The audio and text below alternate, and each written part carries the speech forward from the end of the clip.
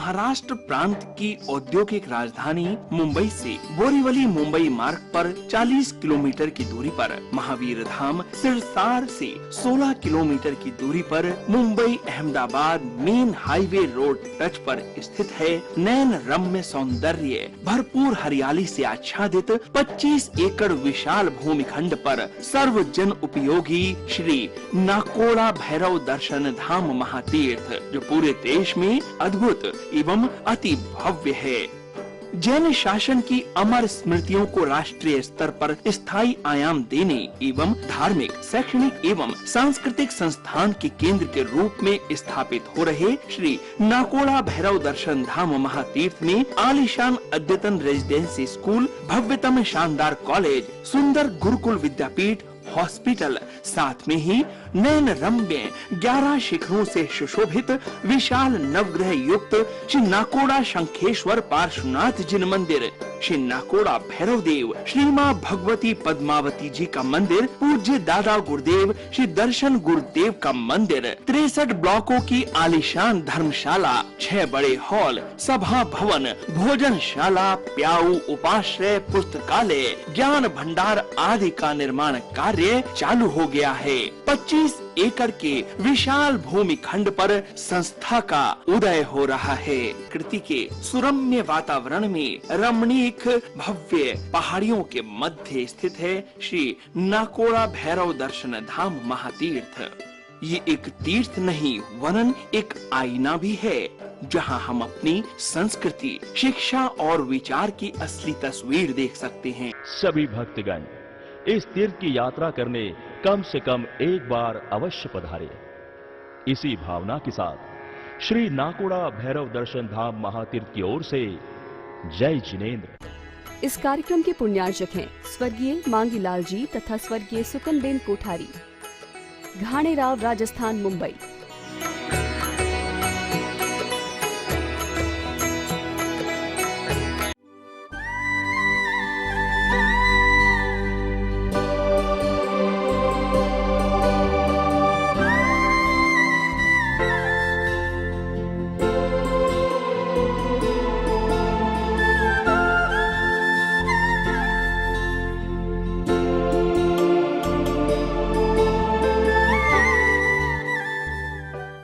नमो नमः सिद्धानम नमो आयर्यानम नमो जयानम नमो लोहितवसाउणम एषवञ्चानमुक्तारो समभावपणासनो मंगलानं च संवेशिं परमं हवै। धर्मस्य प्रतिपालयन् प्रतिदिनं सत्पावनां पद्धतिं सौजन्येन निजेन लोकवितो भूरि प्रभावोज्ज्वलम् कीर्ति शारद चंद्रिकामिव परां लोकोत्तरम् अर्जयन् श्रीमान् दर्शन सागरोर्विजयते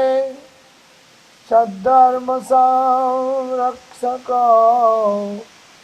सद्धर्म संरक्षको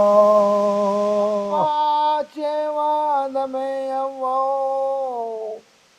अप्पाहु खलु दुद्दमो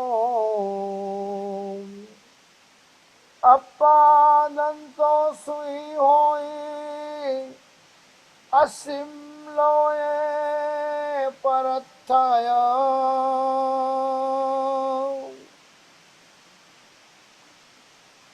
आनंद उपकारी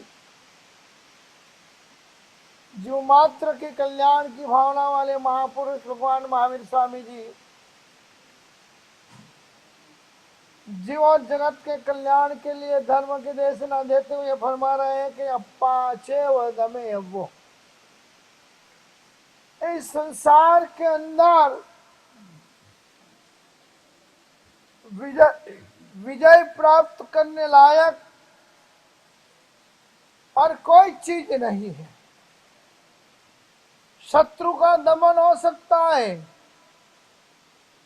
किसी देश के ऊपर विजय प्राप्त किया जा सकता है, किसी व्यक्ति को खत्म किया जा सकता है, किसी समाज के अंदर संघर्ष करके विजय मनमानी चलाई जा सकती है,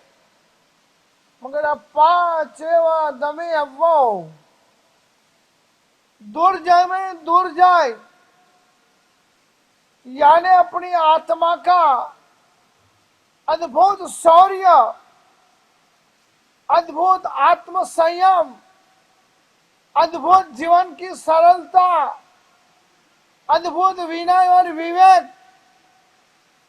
जीवन में धर्म का मर्म जो व्यक्ति सिखा हुआ होता है, समझा हुआ होता है, वही व्यक्ति अपनी खुद की आत्मा के ऊपर कंट्रोल करता है, दमन करता है, उसको समझाता है, उसको संयम में रखता है और आत्मा के ऊपर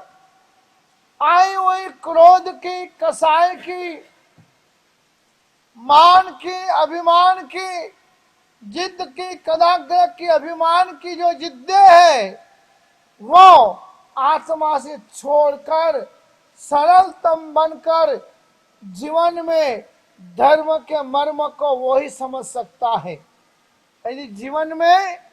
धर्म का मर्म समझना है तो प्रभु कह रहे हैं कि अप्पा चेव दमे वो, सबसे पहले अपनी आत्मा का ही, अपना खुद का ही आप दमन करो। दमन यानी उसको संयम में रखो, उसे कंट्रोल में रखो, उसे सुशिक्षित बनाओ, उसे आप ऐसा अभ्यास में डालो अपने मन को, अपने विचारों को, कि गलत काम करने के समय, गलत सोच के समय, गलत कोई विग्रह या संघर्ष के समय अपना आत्मा का संयम कभी खो न दे और मुख में से अदवा तदवा बकवास करके किसी अच्छे इंसान का कभी इंसल्ट, कभी अभिमान में आकर किसी को गाली गलौज, कभी अभिमान में आकर धर्म के विषय में गुरुओं के साथ भी अदवा तदवा निंदा और कुथली करना बड़ा धर्म है और जीवन का मर्म धर्म है। धर्म मतलब जीवन का मर्म आत्म संयम। इसलिए आज प्रभु विनय अध्ययन के अंदर अपन को बतला रहे हैं कि अप्पाचे व दमी अव्वो, जीवन का मर्म यदि धर्म समझना है तो आप सबसे पहले अपनी आत्मा को, अपने मन को, अपने विचारों को, अपनी क्रियाओं को, अपनी गलत सोचों को कंट्रोल में करके शुभ अध्यवसायों के अंदर, शुभ क्रियाओं के अंदर, शुभ आलम्बनों के अंदर अच्छे कल्याण मित्रों के साथ संग करके जीवन के रंग को बदलने की आप कोशिश करिए तो आप जीवन में धर्म का मर्म आप समझ पाएंगे। अप्पाऊ खल दुद्दमो, मगर बड़ी खेत की बात है। अच्छे अच्छे धर्मी, अच्छे अच्छे त्यागी तपस्वी, अच्छे अच्छे 2-2 4-4 घंटे तक शासन की, धर्म की, मंदिर की, पेढ़ियों की, गुरुओं के पीछे दिनों को दिन भटकने वाले लोग भी अप्पाहु खलुदुद्दमो, अपनी आत्मा के ऊपर, अपने मन के ऊपर, अपने गलत विचारों के ऊपर, अपनी गलत मान्यताओं के ऊपर, किसी व्यक्ति के प्रति, किसी समुदाय के प्रति, किसी गच्छ के प्रति रहा हुआ जो द्वेष है वो अपने मन में से निकाल नहीं सकते हैं। इसलिए भगवान ने उत्तराध्याय सत्र के अंदर बताया है अप्पाचे व दमे वो, वास्तव में विजयता वो है, वास्तव में मोक्ष मार्ग का पथिक वो है, वास्तव में जीवन में धर्म का मर्म को समझा हुआ वह व्यक्ति है जो अपने आत्मा को संयम में रखता है और संघर्ष को टालता है और छोटी मोटी गच्छवाद की, संप्रदायवाद की, समुदायवाद की और मेरे गुरु और तेरे गुरु के वाद की बातों को न लाकर संयम भाव में, समता भाव में, राग द्वेष से दूर रहकर सबको सन्मति दे भगवान। ईश्वर अल्लाह तेरे नाम सबको सन्मति दे भगवान। हे प्रभु, मेरे इस शासन के अंदर इस तरह के राग द्वेष क्लेश कजिया धर्म के नाम से जो हो रहे वो शांत हो जाए, ऐसी दुआ अपनी साधना में बैठकर करेगा। चंड कौशिक जैसा चंड कौशिक भगवान को काटने के लिए आता है,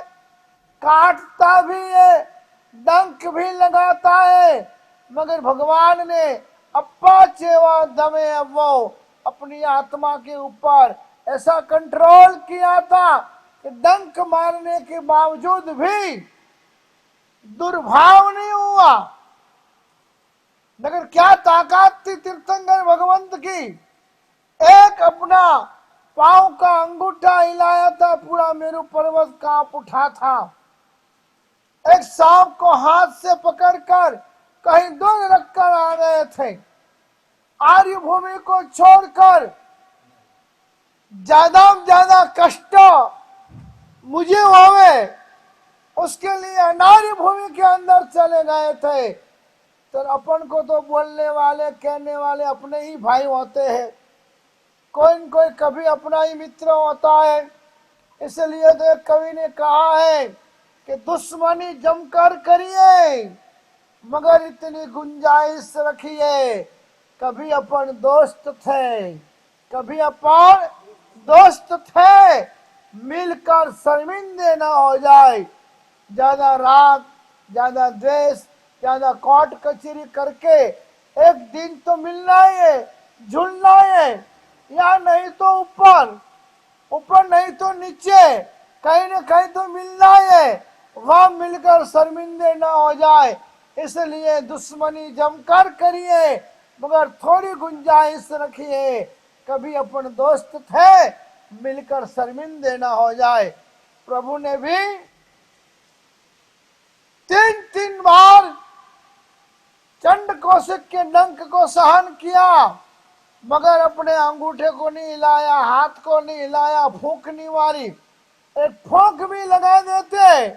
तो अभी वो सांप कहीं न कहीं पहुंच जाता। उसको बोलते हैं आत्मा का दमन।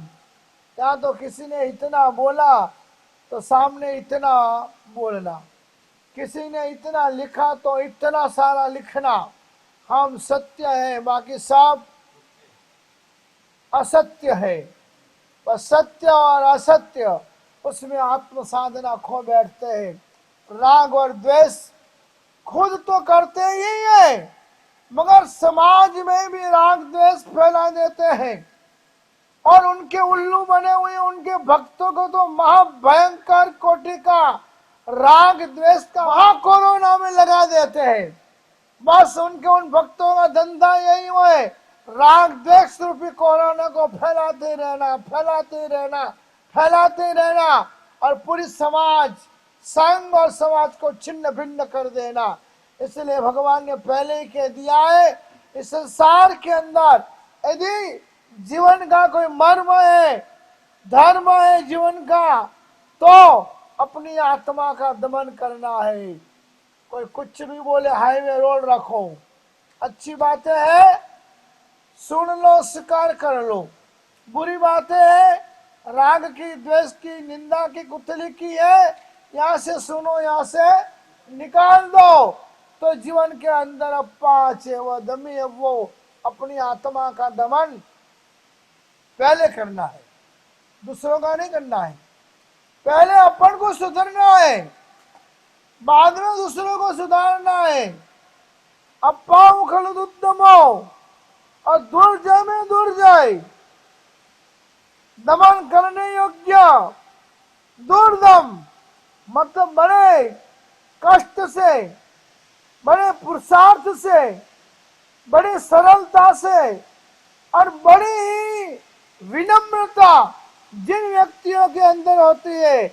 वो ही व्यक्ति इस अपने आत्मा के राग द्वेष को जीत पाते हैं और अपादंतो सुही होई। जिन आत्मार्थी आत्माओं ने अपनी आत्मा का दमन किया है और उपदेश दिया है कि राग द्वेष मत करो, जिन्होंने अपनी आत्मा का, अपने मन का, अपने गच्छ और समुदाय के प्रति का ममत्व का त्याग किया है और फिर वो उपदेश देते हैं, तो समझ लो धर्म की प्रभावना हो रही है,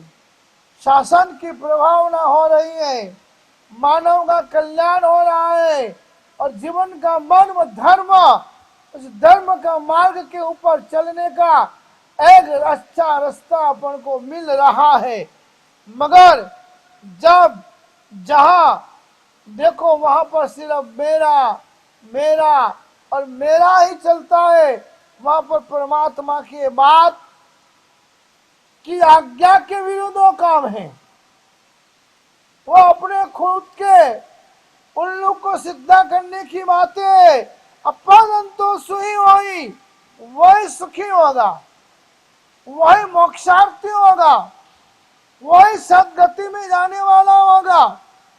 वही पुण्य बंद करने वाला होगा, जिसने अपाव खलुदुद्दमो दूसरे लोगों की निंदा कुतली, मेरा सच्चा तुम्हारा झूठा, हम सुगुरु तुम कुगुरु, हम समकीर्ति तुम मिथ्यात्वी, ऐसी आत्मा के दमन के विरोध की बातें। आत्मदमन यानी क्या? किसी के लिए भी मिट्टी में सब भूयसु मेरा मज्जान क्या नहीं, भगवान का शब्द है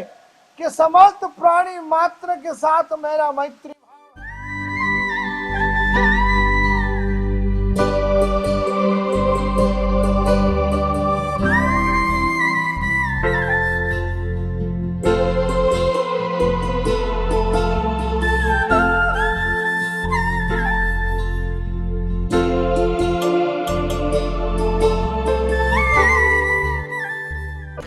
इस कार्यक्रम के पुण्यार्जक हैं स्वर्गीय मांगीलाल जी तथा स्वर्गीय सुकनबेन कोठारी, घाणेराव, राजस्थान, मुंबई।